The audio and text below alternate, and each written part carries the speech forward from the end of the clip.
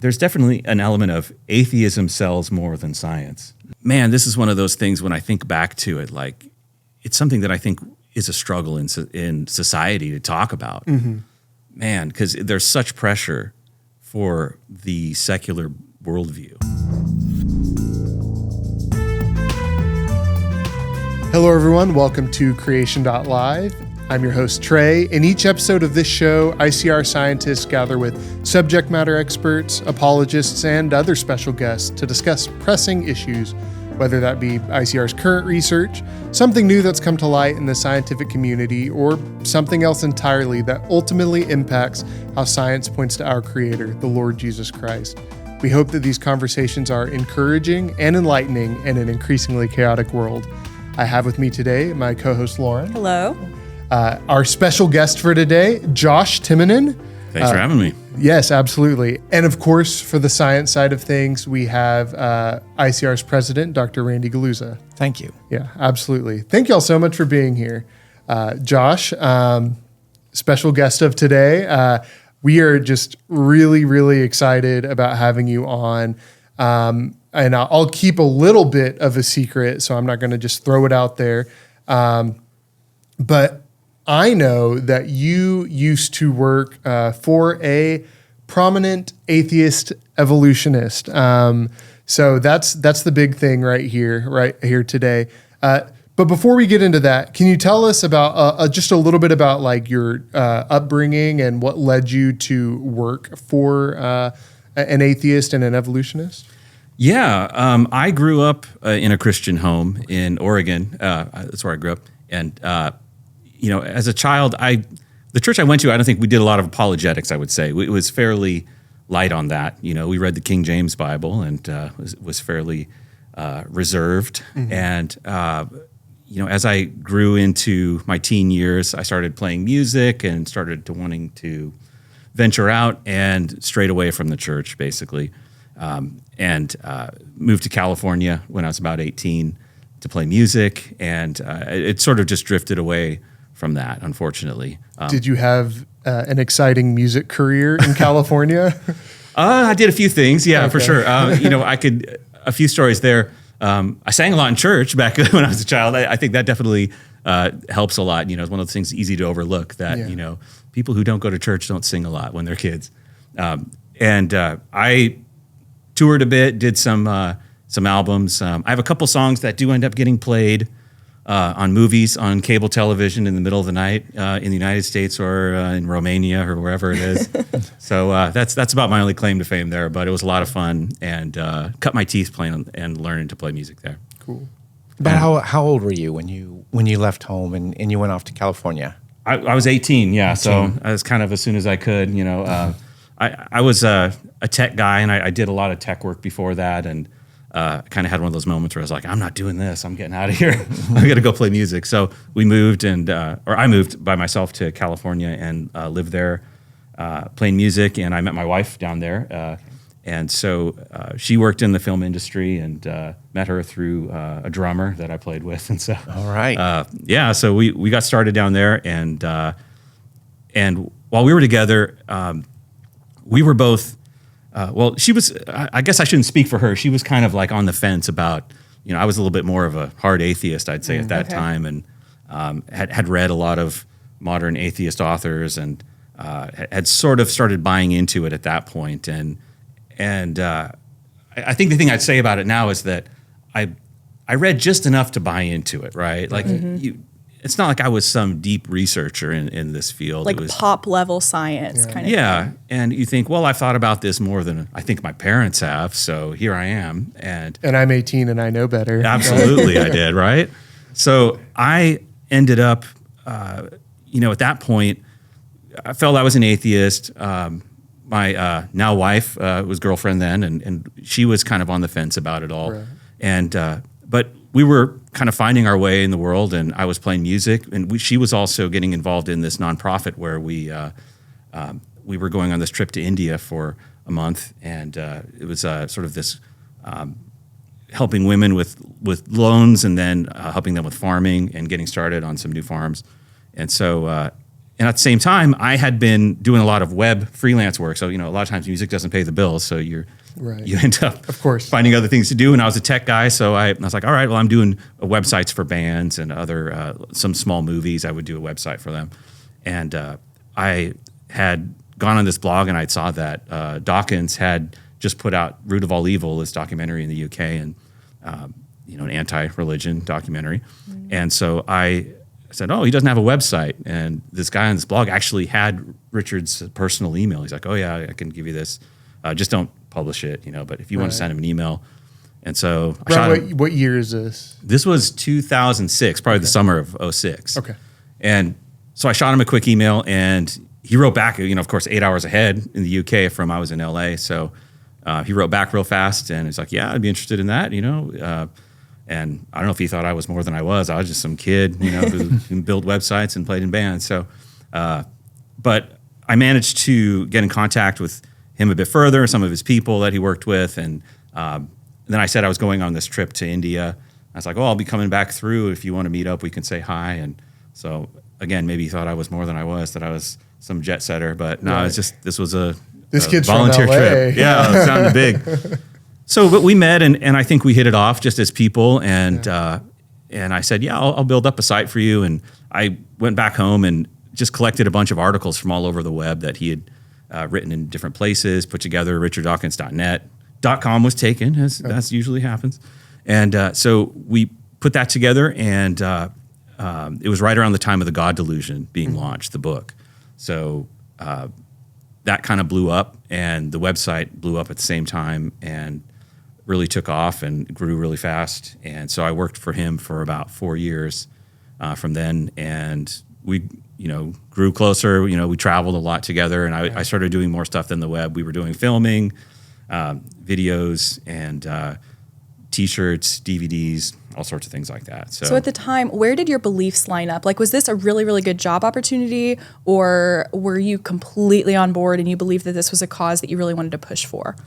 I was pretty on board with it as a cause. I was thinking, I should say, I think back then, and I think this is for a lot of atheists, maybe I speak somewhat for them. I should just speak for myself. I always think of it as like, you think, well, religion gets in the way as an atheist. We hear that a lot. Right?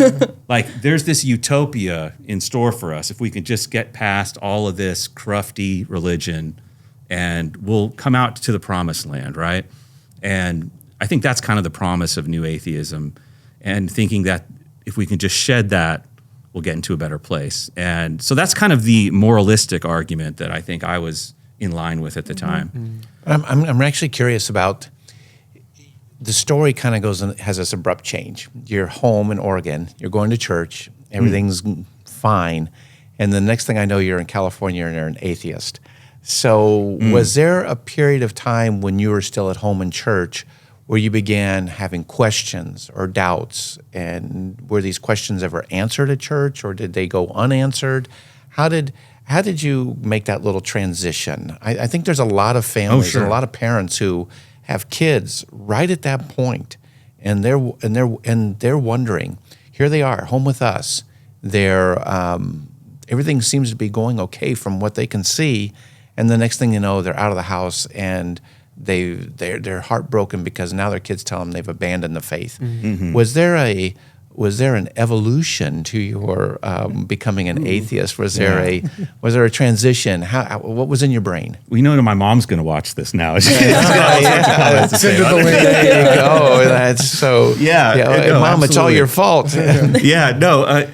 No, that's a great point. And it's actually something now, today, I'm really trying to get involved with, because I think that age is so critical, like 15 to 20, let's say. It's such a formative time. And if I look at my own trajectory, I would say before then, I was very, my apologetics were non-existent. I didn't have any defense. And it felt very thin to me at the time. It's not that they didn't exist out there. I just don't think that I was exposed to it at the time. So, reading the King James Bible, things felt a little crusty, felt a little bit hard to discern. I didn't really understand. Like I look back and I go, I didn't know that Paul wrote most of the New Testament, for example. Like I didn't know little things like that. The picture wasn't very clear. Other than I knew the basic gospel story, and I knew, I had some memory verses and things like that at that age. But I think it's when you're confronted with the criticisms of the world, and obviously as soon as you're into higher level public education, you're bombarded with the removal of God from every explanation of the world, right? And ridiculed for belief. So that was all part of it for sure. Yeah. And I think at the same time, there's this feeling of you're stepping out, you're shedding your childish ways, and you're thinking, well, that's probably part of this, right? And I'm growing up now, so I have my own beliefs now. Exactly, yeah. You associate belief in God with, well, that's something that must be from childhood, because there's other people that I'm talking that don't have it. So this must be the next phase. This must be what I grow into. Well, and even not having the apologetic side of things, obviously scripture is enough. It stands on its own 2 feet. But apologetics really, really help build out our faith, because a lot of times our world is telling us that science, fact are totally separate from religion and faith, when in reality they're completely intertwined. Either you believe the Bible's explanation and it's intertwined with the evidence, or you have faith in the evolutionary narrative or something else entirely. But I think that is really important. I think a lot of kids just walk away from the church because they think that fact is separate from religion, when in reality they both go together so well. And that's why we exist as ICR. Yeah. And that's so cool that was important in your story as well. And that foundation truly, like, as someone who is online frequently, I see lots of arguments from atheists and non-believers, and there's this idea, they'll be like, did you know that the Bible says this? And they will completely misrepresent. So if you don't really know, like if you don't know what the Bible says, and you just have like this kind of vague knowledge, or like you said, a couple of sporadic memory verses, you take things out of context. You take things out of context, or you just don't understand it in its entirety. And then when you encounter so many people who are so against it, it's very easy to be like, well, maybe I don't know. And you know what? They sound really smart, and sure, I'll go with that kind of thing. Yeah. Yeah, and I think that's this is a really good point to camp on for just a moment, because nobody wants to lay a blame or do anything like this, because we live in a culture where that's like one of the worst sins in the world, is to be judgmental and lay a blame on something. But on the other hand, as a physician, if there's a problem, I want to know the problem and I want to implement some kind of corrective action. So your testimony up to this point is very similar to a lot of testimonies. And really, in many ways, this is like a wake-up call to pastors across the country, across the world, that it takes a little extra work, it takes a little extra effort, but we need to get some training. We need to get some information. We need to expose them. And even as like Trey just said, you're going to run into people and they're going to sound really, really smart. Even if your pastor said, this is what you're going to face. You're going to meet these people. They're going to sound really, really smart. But you really need to listen very carefully to what you're saying and hear some ideas and hear some thoughts before you ever meet those people. So there's maybe a point where there could have been some interventions when you were younger that might have kept you there. But then again, we wouldn't have had this great story. That's true. No, I think you're absolutely right. That time is so critical. And I also think as a teenager, you're very good at being, this is going to sound terrible, but like a two-face, like maybe one way at home and another way around your friends. Or, I call it like the face you put on in front of grandma, put on your nice words and be polite, right? And I think a lot of kids, you start doing that, and then before you know it, the parents have no idea where the child really stands. And I'm saying that I'm just guilty of that. I was that kid. So, that's where this can be really difficult, because we're all trying to, as kids, trying to appease, our peers and our parents. Right. And we're trying to see how we fit into everything. We're just bombarded by the world, with a secular viewpoint that's just, it's soaked into everything now. Right. I and know. You can't avoid it. So, I always think that like we had Sunday school and youth group, which are pretty kiddie exercises, right? We're not really getting anything too deep most of the time. And Just getting some pizza, yeah, pizza and games. and a lot of times youth group, I feel like the parents kind of feel like, well, at least the kids are not on the street, they're not drinking, and Right. and Which is a step in the right direction. sure, yeah, it's But better not than far if they enough. were. Yeah. But if you look at that and you say, that's not good enough for that age, right? Like Right. to prepare them for, if you go from, pizza and soda, at least they're off the street, to they're confronted with every secular idea, they haven't been equipped to have that confrontation yet. Well, where just somebody's not to gonna ridicule. underestimate kids. Like they Yeah. think about things. I used to work in children's ministry at my church. And one time this 12-year-old walks up to me and, he's doing whatever activity is there. And then he just looks at me. He's like, "Can I ask you a question, Miss Lauren?" I'm like, "Yeah, sure. What's up?" He's like, "Can you tell me about the nature of God?" I'm like, and those kids are thinking, and they don't Yeah. always vocalize it like this young man thankfully did. And he ended up asking more and more questions of a lot of the leaders. He came to a true saving knowledge of Jesus Christ through the questions that he asked. But there are a whole lot of kids that have those questions and they don't voice them. Yeah. And my parents were really good at assuming that we were thinking about those things. So they would answer those questions whether we asked them or not. They would bring it up in family devotions, and they never made it a scary thing for us to go ask them questions. I remember one time I walked into my dad's office at home and I said, "Dad, why Christianity?"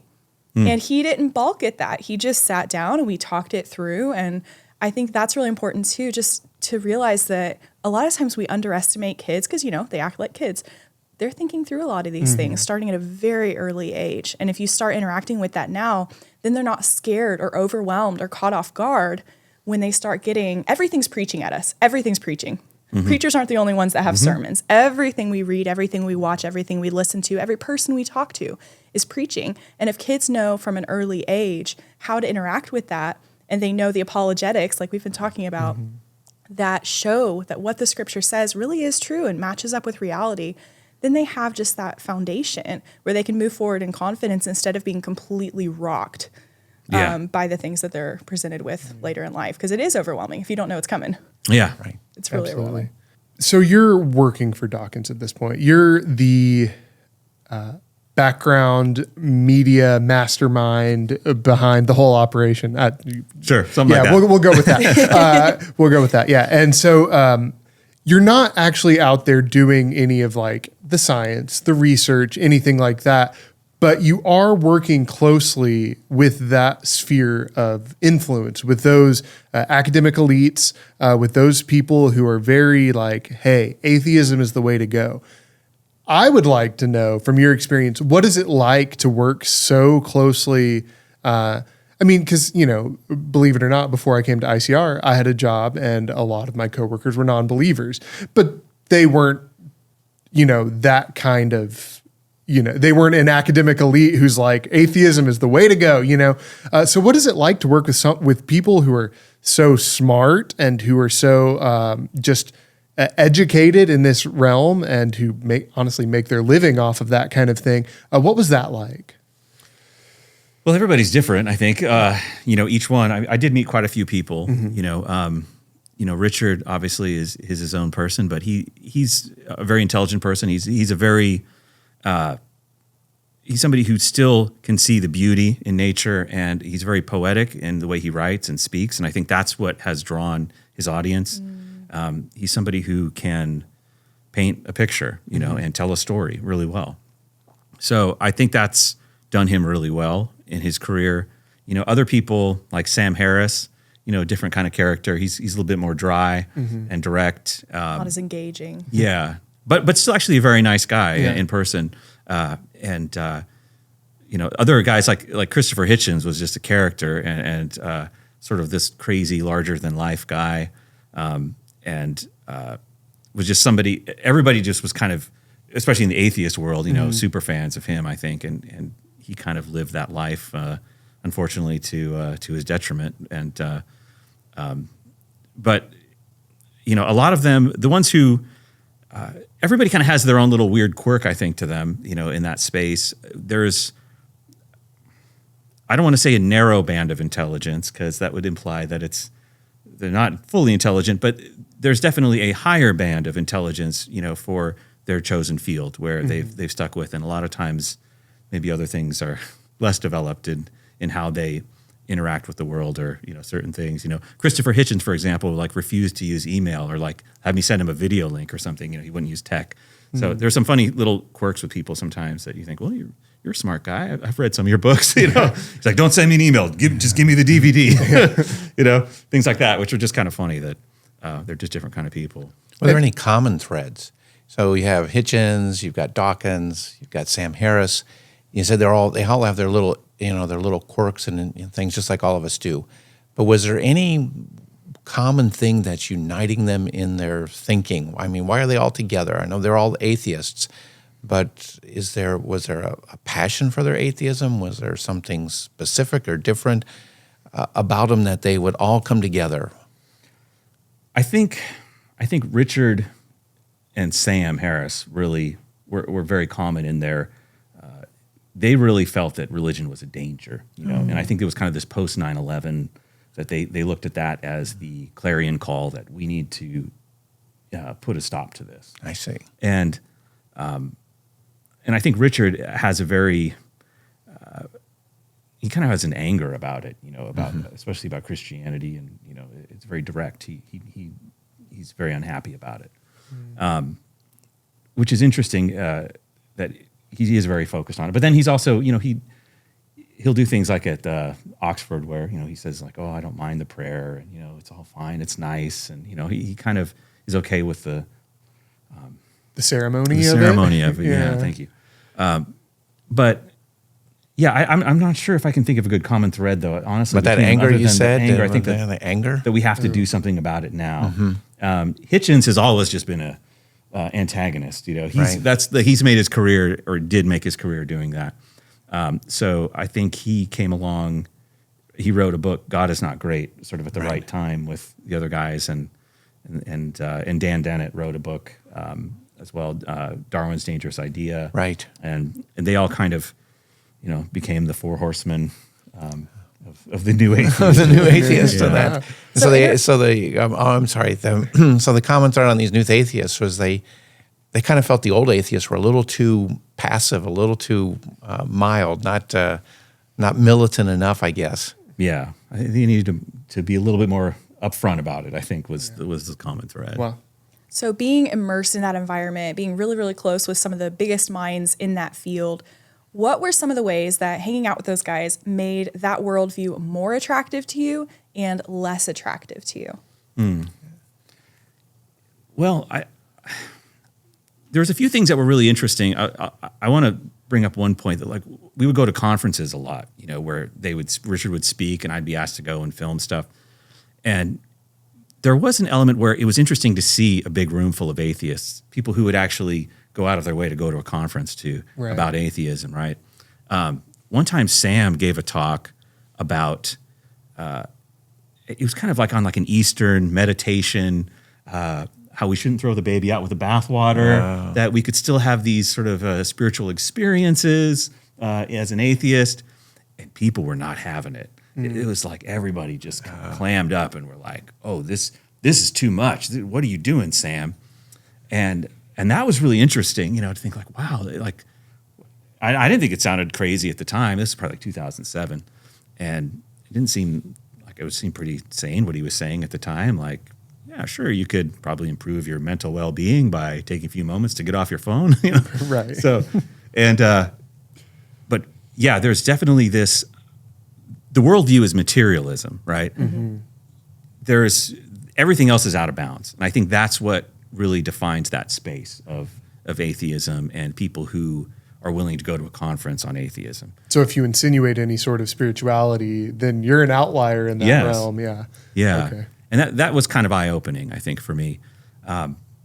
There was kind of this weird thing about being very close to these guys where I think for a lot of people they were celebrities, and I did know Richard from his books. I read a good chunk of them, I think almost all of them, before I met him. But it was kind of a weird celebrity environment, which also was kind of odd to be a part of. And I guess now more so you see it everywhere. There's all sorts of little pockets on the internet, right? Of people who have their own little ecosystems of popularity, and so after a while, it kind of felt like, oh, I'm in one of those pockets. I can see that, and I'm kind of working in this little space, and which can be odd. Yeah. Was it positive? Like, did it feel good to be like, oh, I'm with these important men?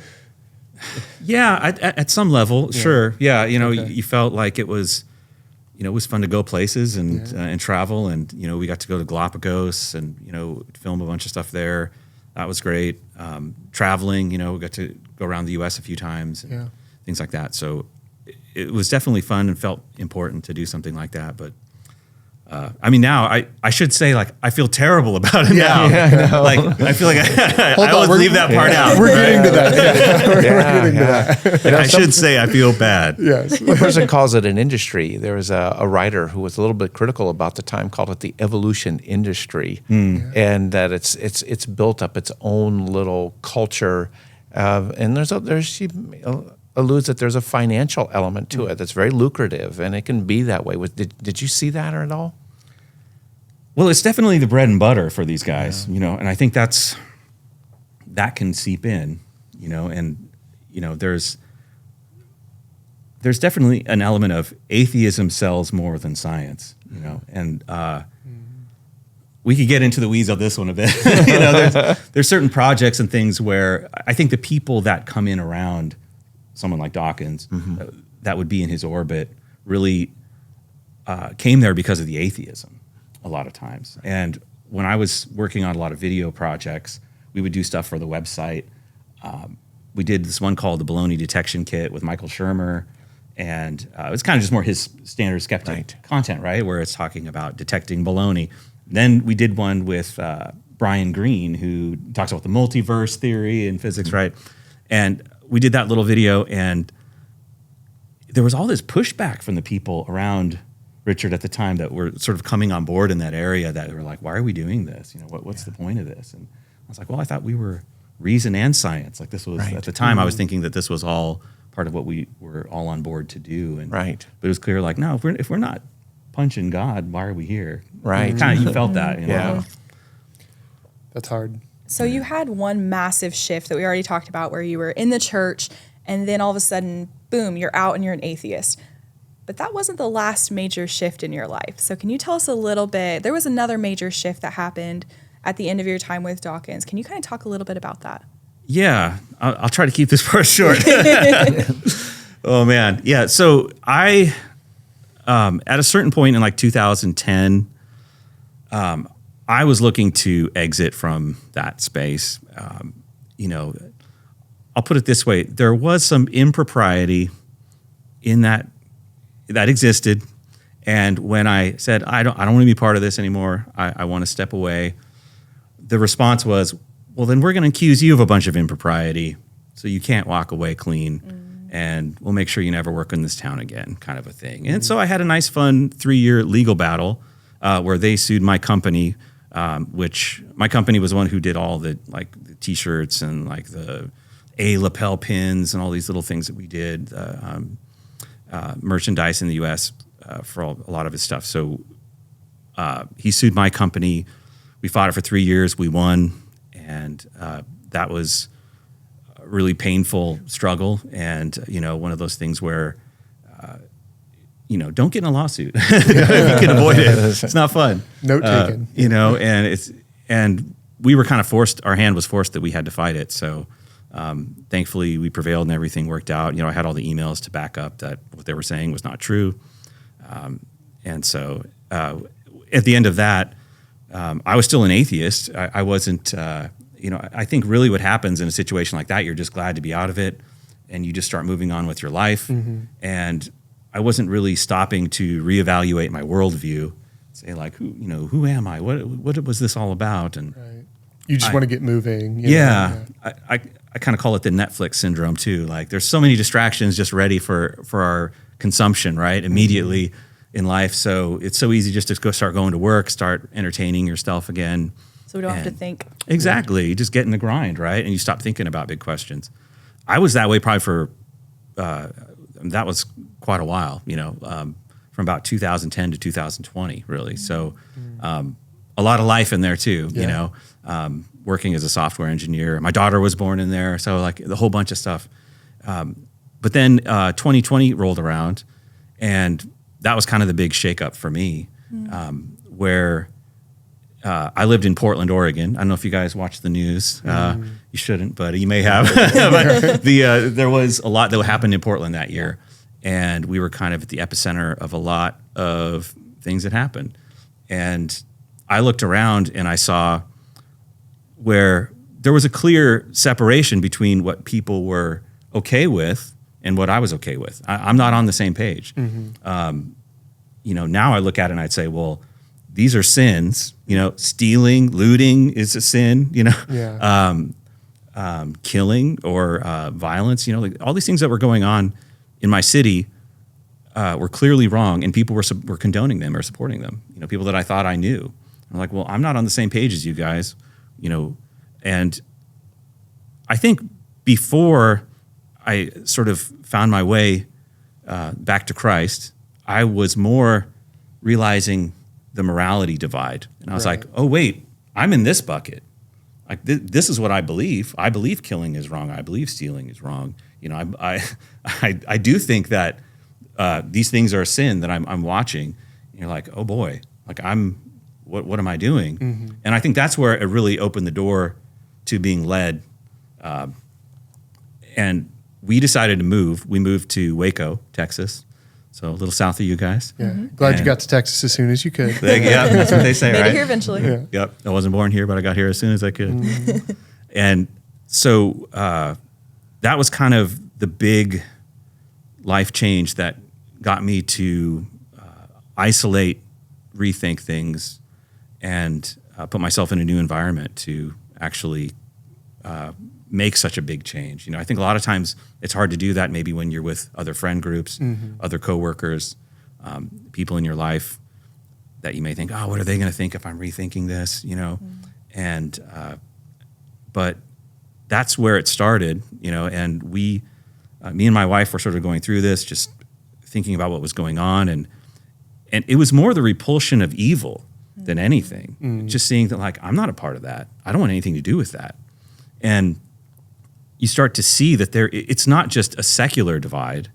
It's like, what's with all of the satanic elements? Right. What's with this evil undertone to everything? Why do you have to pick that you're celebrating and promoting? And so that was all kind of the water in the face. And we were talking about church more for my daughter than anything at the time. We started discussing it, like, what do you think about if we went to one of these, like, we looked at the cowboy church, near us, and we're like, welcome to Texas. Yeah. We thought, like I said, that's just weird enough maybe that we could be okay with that. It sounds just off the beaten path. We could try it. And so we did. And yeah, we went there as atheists and thinking, we thought it was crazy to sit in the back and listen, but we were being led, absolutely, in that moment. And we started that journey of evaluating things as an adult. I would say really for the first time, like as a child, was I really evaluating? No, I wasn't actually considering these big questions, Right. And so for me, the journey was more about, I would say I was evaluating Jesus. And I think that was the toehold for me to the rest of understanding. Because as an atheist, it's easy. I think a lot of times you'll hear them keep Jesus at arm's length. They'll say, he probably never existed. That's the easiest one. That's like keeping him way over there, right? Well, we don't even think he really was a man. But if you do a little bit of homework, you can start to see that there is good evidence that he lived. And that's step one, that you can see he was a person who lived, that he is a historical figure. Then you have to evaluate what he said. And, do you hear what he said? Do you believe what he said? Do you believe he is who he says he is? And from there, it was, well, he speaks of the Old Testament. He speaks of the Bible. He speaks of the scriptures that existed in his time. So all of that opens from Jesus for me, where you see that I have to take this seriously. I can't just dismiss it like I did as an atheist and say, well, I watched a DVD that said he probably never existed. I can keep that at arm's length. So some big books for me have been Case for Christ, Lee Strobel, and then Cold Case Christianity. It's another one that I really liked. J. Warner Wallace. Understanding that you can trust the historical record of the Gospels is a big step, and I would say to anybody who's an atheist now, the most important thing I would want to convey to them is to say, don't outsource your evaluation of Jesus. Do that work yourself. Like me as a Christian, I'm telling you, that's the most important thing that you'll ever do. Think about that. Don't turn that over to a popular science book or a DVD or something you see on YouTube or Netflix. Let that be something that you evaluate and put in the time to actually consider and understand. And I'm telling you that's super important. That is important. How do you know, you said that Richard Dawkins was a really good storyteller and that he wove these great stories. And I agree. Yeah. And he's probably a master at that. How do you know these other books that you were reading weren't just good stories too? You know, boom, boom. That this is what's different. Yeah, well, I think the big thing, first of all, with Richard and his books, and I don't know if we get into the evolution stuff later, but I think the big thing with him is that there's a lot of saying this could be how it happened, but we obviously have no way to tell. There's a lot of saying this is plausible, and if you listen to the story and you say, yeah, that sounds like it could have happened, okay, I buy that. And that's essentially what I would consider an evolution popular science book. Extremely dumbed down version. But I think with a lot of apologetics around the Gospels, what we're looking at is trying to date things, specifically. And we're saying we know that there is these Gospels or these books in the New Testament that reference Jesus. When were they written? How can we tell when they were written? And understanding that they were written very close to the time after Jesus' life is important, because that means that they can't make the argument that it was many hundreds of years later, that these were probably just, made up or had evolved. Stories. Yeah.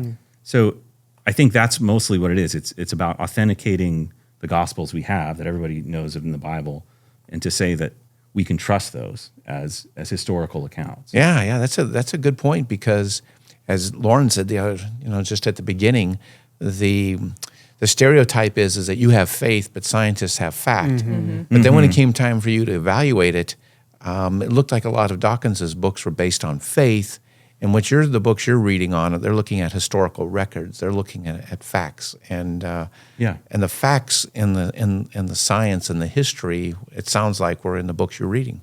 Yeah. Exactly. Yeah, I know, it's a little bit of a flip. Yeah. Yeah, and I think we can get into the science side of it, I think, a bit more for sure, because there's so much to talk about with the picture of science. They want to paint it as one single picture, but there's clearly two big spheres. There's the laboratory science and then the historical science.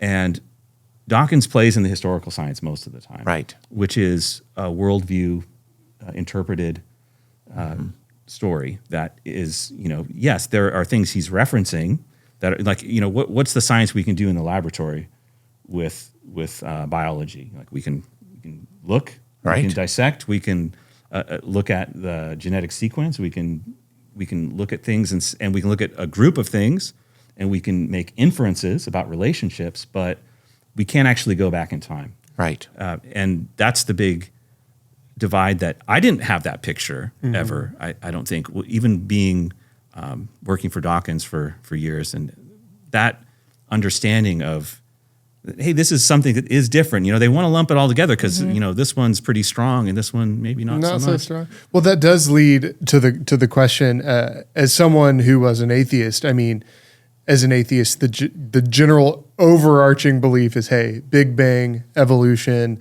13 billion years. This is what is true. But if that is historical science, what you're saying is that there's some storytelling going on there. So can we talk about your, we'll say, just like transition to maybe believing, hey, that's not all there is. Maybe the historical account of Scripture, young Earth. Maybe that's what's really what we see. Yeah, let me try to tell this story.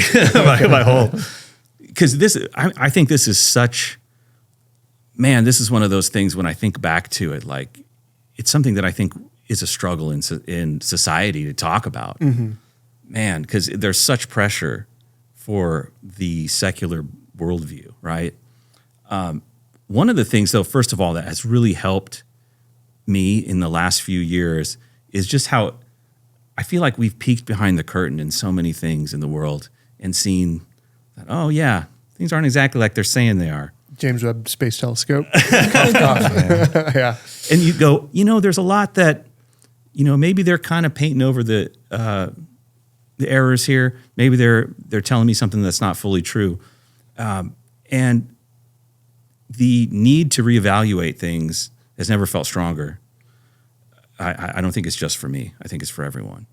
And so when I first came, recently in 2020 or so to accepting Christ and saying, I believe Jesus is who he says he is, that he did what he said he did, that he died for my sins. That once you internalize all that and you say, wow, that's the keystone. And you're like, oh man, but what about everything else? And there's a lot. Yeah. What about all the stuff in the Bible that I don't know how I'm going to get behind that? Jonah and the whale, Right. The ark, what? Deep, like time. And there's so much that you say, man, this is just nuts. How am I going to reconcile all of this? And honestly, at first I didn't. I just said, I'm not even going to go there because I got the toehold of understanding Jesus as historically somebody who lived, is who he says he is. And I wasn't there yet at first. But I think that was the beginning of the journey to actually understand these things and to say that, I don't know what I'm going to find from there. And a lot of it was obviously investigating apologetics resources like what you guys do, Answers in Genesis, another great one that I love, where when you start to dig into it, you can start to see like, well, maybe I only had that sort of middle level understanding of evolution that was enough for me to accept it. But did I really fully understand what I was buying into at the time? And I think that's kind of what we get into at the university level. And if you go to talk to any average college-age kid, they'll say, oh, yeah, it sounds feasible. Oh, it's much more feasible than a God who just made everything. That sounds like a cop-out, whereas this Some sort of fairy tale. Yeah. Whereas the evolutionary story is, see, there's steps and it's complicated and, the story has a lot of meat to it. And someone like Richard writes a great story about it. The Ancestor's Tale is a huge book talking about evolution and, how he weaves this whole thread about how things could have happened. And a book like Climbing Mount Improbable, which we could talk about, actually, I think has a lot of good arguments against evolution in it. But he talks about how it has to be this steady climb up the mountain and how it can't ever go down in evolution because that would be not selected for, right? These are good stories, and it's compelling to somebody who maybe is coming from a simplistic Christian upbringing that hasn't delved into apologetics or the science of it. And then they're presented with that and it seems more plausible because it sounds more complex. Like maybe I have to be smarter to know this. I think that's kind of the big selling point. So I think for me, the big things that start to unravel are when you start looking at, the biggest thing is deep time. This thing is going to make everybody angry if you start talking about it, right? So that's the best one to get into. Let's do it. Make people mad. Let's drive that YouTube engagement up. Yeah, exactly. We'll drive that stake in. We got to. That's where we are, right? And understanding that it is the pillar upon which everything stands. The whole thing about the historical science and understanding that you can't know those initial conditions or so many things that they confidently tell you that you can know.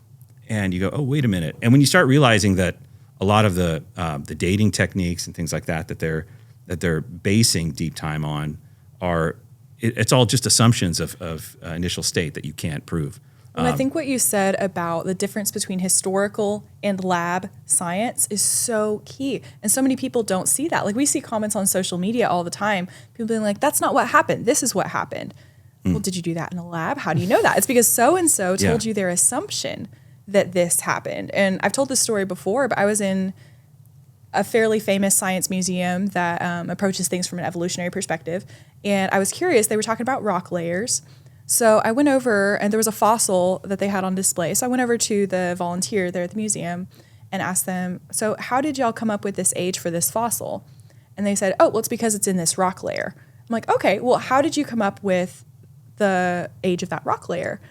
And she was like, well, because this fossil's in it. I'm like, that is completely circular. And it's all assumption based. And a lot of people don't realize that that's such a key difference between seeing something happen right in front of your face versus getting either an eyewitness account, which we have in scripture, with God telling us how the creation happened, or being able to test that actually in a laboratory without making assumptions based on where it came from. A lot of people don't see that. And not only that, but the further back you push it, the more convoluted it becomes. I mean, maybe this is just me, but I have trouble comprehending even just like 150 years. Like to imagine like that is birth and death and then some, like that is several generations. And maybe that just speaks to my limited ability to comprehend. But when you start throwing out like, okay, now millions of years, okay, that's really complicated. That's a really long time ago. Oh no, wait, now multiple billions of years. So the further back you push it, it's almost like easier to say like, hey, this happened. And it's like, well, it's billions of years ago. I don't understand that, but they're smart. They must. Yeah. Yeah. The big thing is that they need the deep time for extremely improbable events, right? And they need a lot of them to accumulate. So that's the game.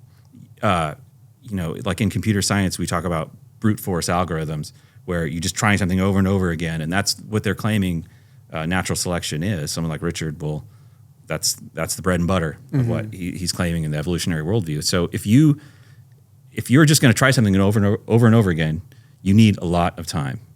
And everybody knows that sounds crazy if you're talking about any amount of time that we can fathom.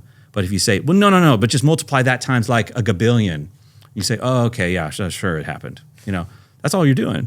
And when you, even if you look at the evolutionary timeline that they say, that they claim, and if you look at the idea of a beneficial mutation, even that falls apart.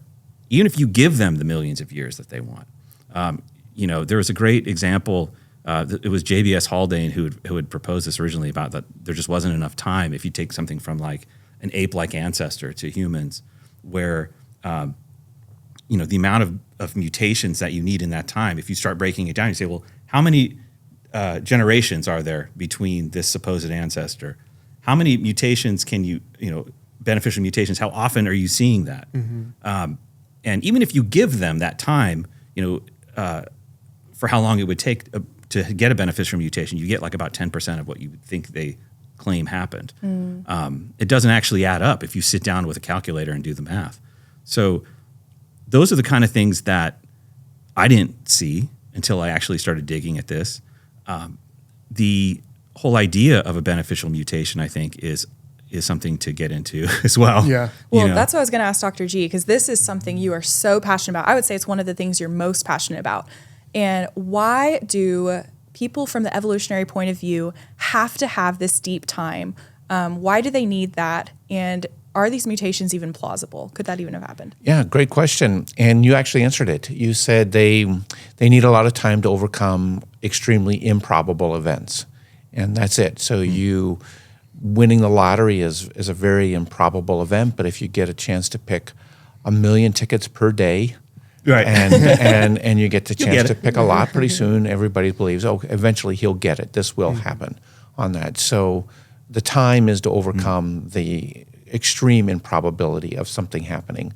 And as Trey said, it just blows your mind. You can't even begin to comprehend these things. So it puts up a big smoke screen in people's minds altogether. And the whole idea for mutation, really, in many ways, is to point to a mechanism which sounds so anti-design. If there really was a creator, would he actually make things through broken, random changes, things that happen like that? And since the evolutionists tell us that that's a mechanism, then it not only you need the time, but it sounds so anti-design inherently. It's like, this mechanism, if it's true, is so crazy, no engineer would ever do it. There must not be a God. It just has this flavor of being so anti-theistic to it. The question as I'm listening to you come up is, why weren't you more skeptical earlier? I mean, you're with a bunch of people who call themselves skeptics. They're skeptics. Yeah. They're supposed to be skeptical. But it sounds like you're describing people who really aren't skeptical. At least they're not skeptical of their skepticism on that. They're skeptical of Christianity, but they're not that skeptical about really asking hard questions and really probing. They seem to have fallen into a rut where they're quite comfortable with this atheistic view, and it didn't sound like you were at that time even questioning it. It took something, this change of coming to Christ, which opened your mind to make you start asking the questions. Why weren't you asking questions earlier? That's good. No, I think the big thing is who you trust to listen to in those times. You know, when I think back to time working for Richard, I think of someone like Ken Ham. Like, oh man, he was the big idiot. Like, we knew he was the dumbest idiot on the planet, right? That guy, would you listen to him for a minute? No, of course not. He's a lunatic. So you knew that these people were there, but I wasn't listening to him with any seriousness, you know? I wasn't present at that time, so nobody was labeling me, fortunately. But you would have been, right? We would have said, yeah, that guy, lunatic. No. So that's where you're at those times. I think you don't even open yourself to that. And you say you are. You say, well, I'm skeptical. You know, I'm open-minded. Open-minded, yeah. But I think the thing that I notice is that those really strong Christian voices, like Ken Ham, you know, I think of, and Ray Comfort too. You know, he was one that Richard really ridiculed and went into him. And it's like, well, yeah, because those are the ones I think he felt were a threat in a way. That, you know, somebody who actually was out there preaching the gospel. Right. You know, he's not afraid of some deist Anglican who wants to have a discussion, you know, right. You know, maybe about the fine tuning of the constants, you know, right. Like, yeah, he'll do that. That's like, you know, pickleball, you know, right. So he's not worried about that. So yeah, I mean, look, I should have been more skeptical. So you just laughed him off. Yeah, so you laughed off these guys, and really a non-scientific approach. You just marginalized them without really considering what they were saying in some ways, and so. What you're pointing out is the crowd you were hanging out with at that time really aren't engaging their brain. They're really not looking at all the issues very, very seriously for themselves, and they've slipped into their own like faith or religion in some ways. Yeah. I mean, that's something that to realize that you haven't been as skeptical as you claimed you were.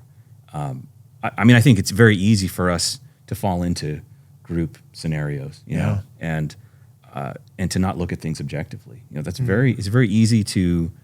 I mean, look, there's a lot of hero worship in that space. There's a lot of someone might be listening to you right now. What would you say to them? I mean, if they're listening to this podcast right now and they're thinking, hey, I can identify with where he is.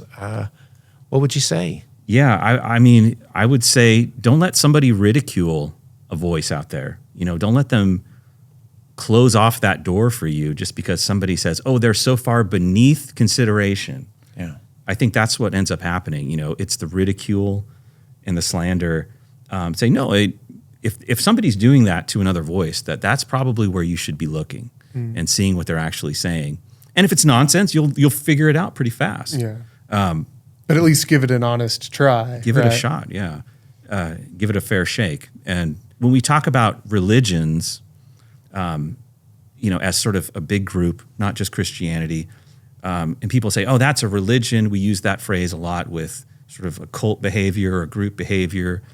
there are certainly a lot of human group behaviors that can come into any religion, but they can come into any kind of group. And a group like atheism and sort of its following, it's not that it's a religion, it is just a group that has all of those same tendencies where people follow leaders, put people on pedestals, and shut off their brain sometime. Well, and it's interesting because that does describe a religion. Yeah. And I know Dr. Guliuzza has talked to us a lot about how atheism, evolutionary theory, all of those things, they aren't anti-religion. They like to say that they are. They're just replacing one religion or many religions with a different religion. Instead of a person, their God is nature, and that's what's making everything happen in our universe. That's the definition of worshiping a God, is saying this thing or this being or this entity is doing all this stuff.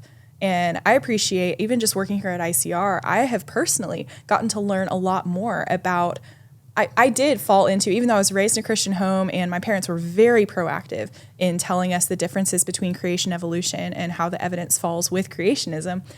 At the same time, I had to wrestle with that too, because you get preached at all the time from the culture that science is non-religious. It's completely unbiased. That's just not the case. It's another religion. Yeah, it is. It is. And Without a not doubt. only that, like nature worship has been a thing forever. A long time. Forever. This is nothing new. It's just taken a new, more scientific, if you will, form. It's got new trappings, new Better robes, whatever, storytelling. better storytelling, but it's still the same thing. Yeah. So Yeah, the other thing I would say to somebody who is in the atheist world, I would say, I think the way you need to see what your worldview is based on is materialism. That's really the box that you have said, I can't let anything come outside of this box. That all of my explanations, all of my understandings have to be in this space. And realize that's what you've done. And that's not skepticism. No, you've eliminated anything that goes outside of that and are unwilling to consider those things. You are being closed-minded to anything that is not materialism. Step back and think for a second, get away from the TV and your phone and think about your human experience. Think about your consciousness and realize there's plenty more than materialism. Even as an atheist, you should be able to see the wonder of your own existence and your mind, that this is not something to take for granted. And it's so easy to do when you just go through the motions every day. Step back, go, wow, there is more than materialism. Like I'm sitting here in my room thinking about something.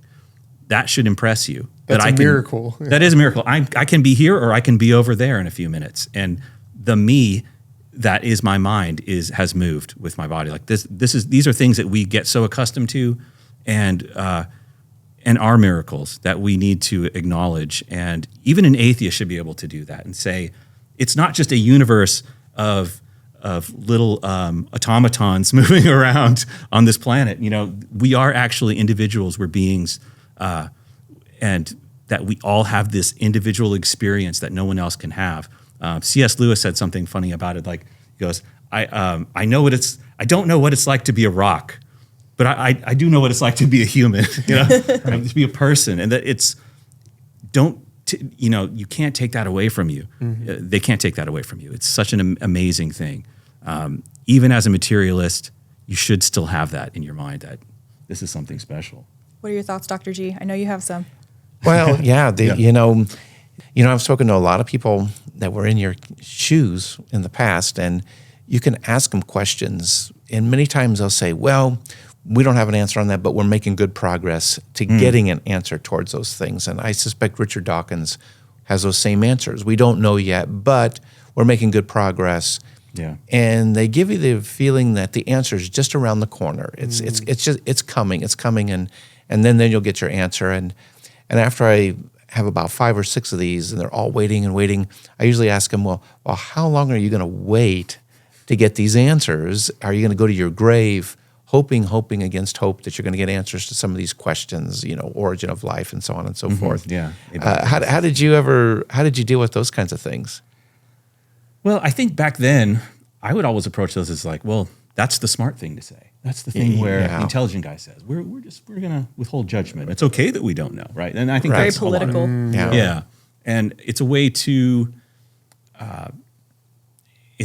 not have an answer, but still feel like, it's like a piece of humility. Like I don't know, therefore I'm allowing that just to be not known right now. It's also just like kicking the can just a little further down the road. Also, Control. yeah, I don't have that answer. And even if I don't, someone else may figure it out. And if they don't, that's okay too. Yeah. So it's like, what do we know, right? Well, and it's the whole thing about it has to be in the materialism box for my answer to come through. Right. And something like abiogenesis where, just give it enough time and, enough soup that it's going to happen is the desire. Right. And there's no way for us to really say anything more than tell that story. And that's the prevailing story in the secular worldview, right? But it has to be in that box. And they'll say, well, if you want to evoke God, then you're the one who is appealing to something which isn't fair. They'll try to say.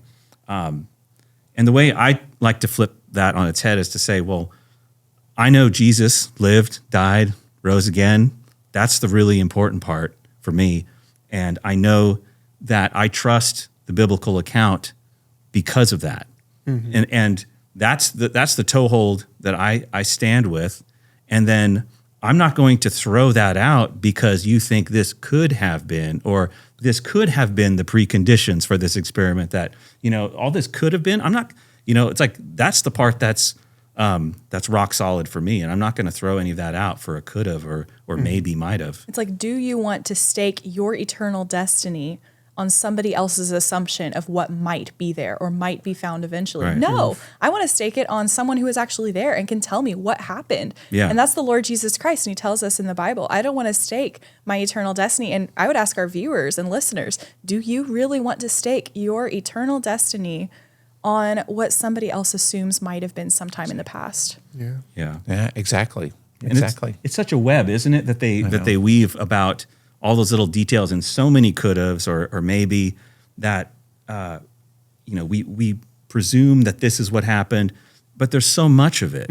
It's painted so completely over the secular worldview that at a certain point, people just kind of give up, I think. They say, well, I'm not going to try to dig into all that. Because they hear it all the time. It's tiring. It wears you down. But all it takes is one of those could-haves to not could-have, and then all of a sudden everything falls apart. Because they need the full picture. If you don't have the full picture, then everybody goes, well, the world's clearly designed. It's clearly functioning amazingly. A bird's wing, a baby, all this. And you go, yeah, that's amazing. Oh no, but let me paint this massive big picture with so many different tentacles into so many different things that, and they need it all. They can't have any of it fall apart. The biggest, most complex story, just storytelling. Yeah. But you mentioned one thing in your testimony that was so true of today. You said, recently we've been able to look behind the curtain more and more. The curtain, we look and suddenly you realize, oh, these scientists have an agenda. They're not these objective, follow the facts wherever they lead kind of guys, and trust the science and trust the science. And if you get this, you won't get COVID. If you get this, you do. And you ended up having this divide where they would say, follow the science. And pretty soon you couldn't even tell what the science even was. It was so all over the place that I think a lot of people finally saw that scientists have an agenda. Yeah. They are not these objective seekers of truth, and they're trying to push something as well. Yeah, I think that's the big thing people need to separate in their minds is that there is the scientific method, which is a tool, like a hammer, and then there is the scientific establishment or the industry of science, right? And the scientific establishment is an industry of men just like any other, right? And it still has any of the follies of men that any of the other ones will have. So there's suppression, there's favoritism, pride. Pride. There's or a desire for a certain worldview to be true in science. I think that there's, that's one that's very easy to overlook, right? The desire for no accountability is huge in all men, right? Who who who want to live in sin. That's it, right? Just want to do what you want to do, right? So that desire seeps into everything. And yeah, we've seen behind the curtain recently in a way that hopefully is fresh in people's minds. I just hope it knocks a few people a bit and says, you see what they're doing. You see, I actually, in 2007, I shot a documentary called The Four Horsemen. It was a discussion with Richard, Sam, Dan Dennett, and Hitchens at his Hitchens house.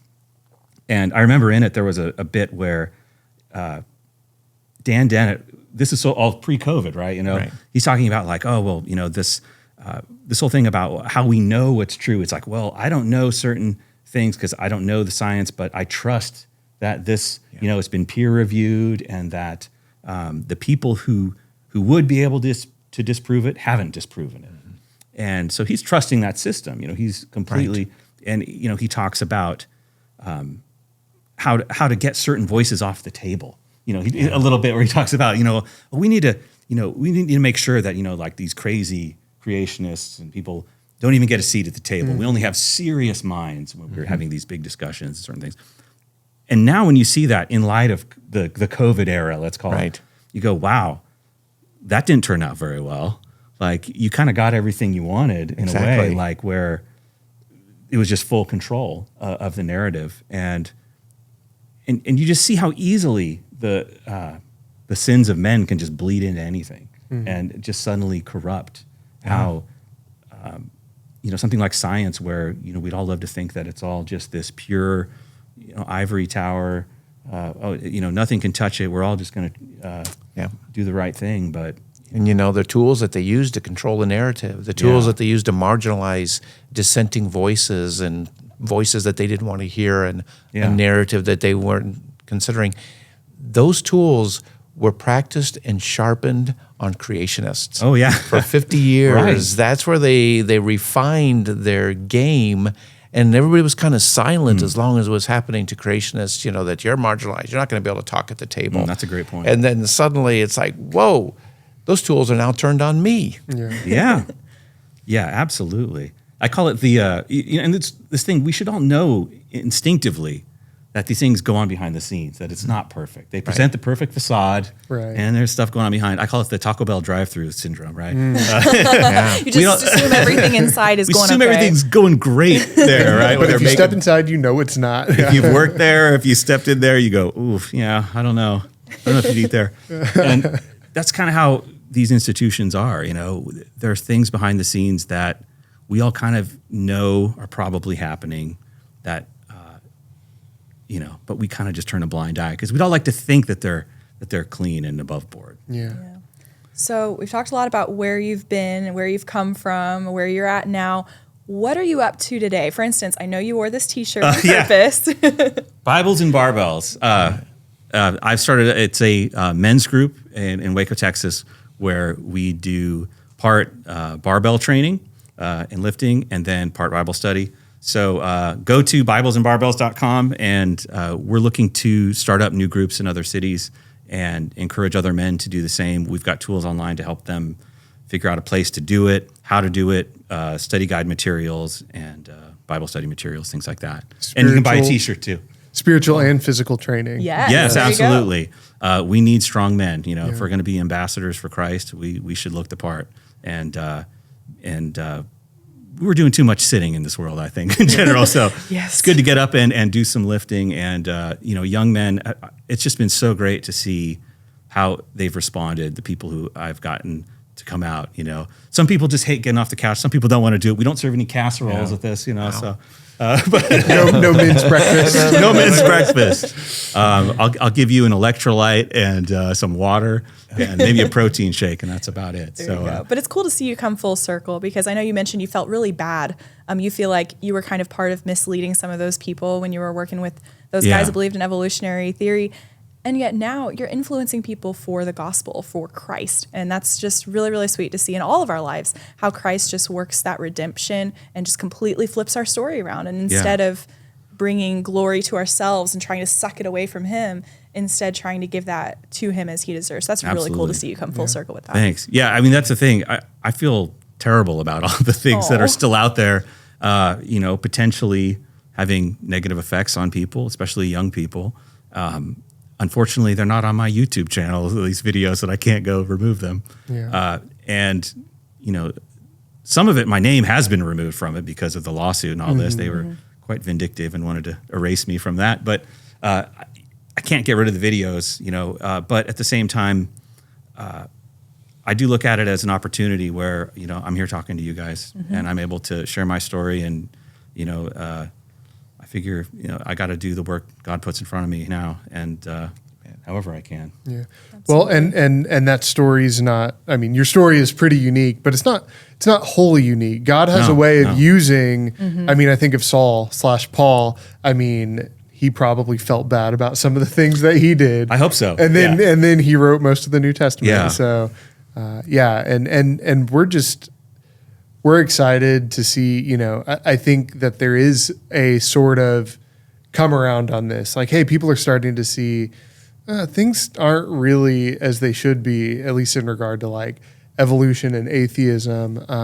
Because I know a lot of people who have just kind of come around and started asking questions at least. They may not be fully there, but at least people who were raised in the church and they're like, they strayed, and they're like, man, that seems to make more sense than what I'm living now, Yeah. So And you guys are doing great work with this. I mean, you guys are right on the tip of the spear with this stuff. The other thing we're talking about, suppression of science.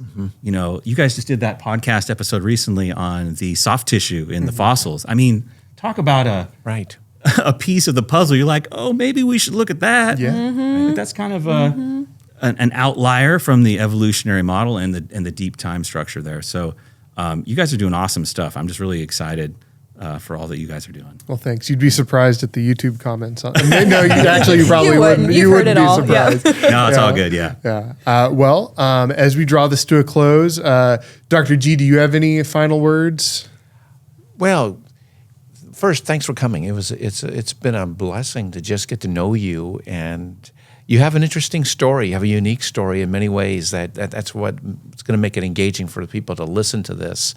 But if I could say anything, you have a unique story, but in many ways your story is just beginning. Yeah. And you're just ready to launch, and the influence you're going to have, only the Lord knows what it'll be, but it's exciting. Yeah. Thanks. Appreciate that. And Josh, do you have any final words to our listeners and viewers? You can see me every Sunday online at Top Hand Cowboy Church on YouTube, playing piano. So Awesome. Here's my musical career. A couple There you songs go. and movies on cable, a bunch of music for Dawkins videos. I play at the Cowboy Church. Hey, that sounds like a good place to be now. Oh, it's So, awesome. I love it. I think it's pretty close. I should come visit. Yeah, you should. Yeah, it's just down the Mills. I was born and raised in Texas. I've never actually been to a cowboy church. Really? Yeah. Really? Oh, it's great. But I see that you are wearing the boots. Yes, I do, yeah. You were here. You were here. Texas is home. So Thank you. Yeah. No, Cowboy Church is great. I feel like, the worship music is such a huge part. I feel like, whenever I'm down, feeling glum about anything, start playing some worship songs. I mean, I'm so glad that I have that ability to do it on the piano or some instruments. Just sit down and play, sing. If you can't play, just sing. Whether you're good or not. Yeah, Made to it doesn't worship our matter. Creator, God loves your voice, whether you're good or not. Yeah. So, that's something that I really feel strongly about. It's one of those things, I started doing that just in the last year. And I think, man, where has this been in my life?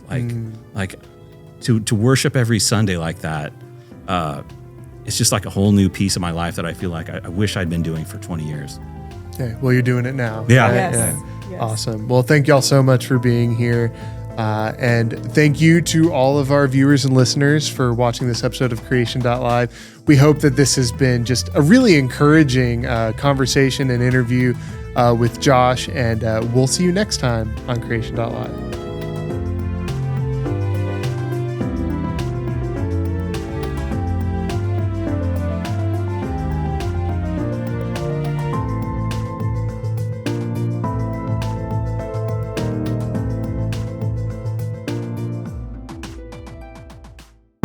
We want to say a huge thank you to our members and patrons.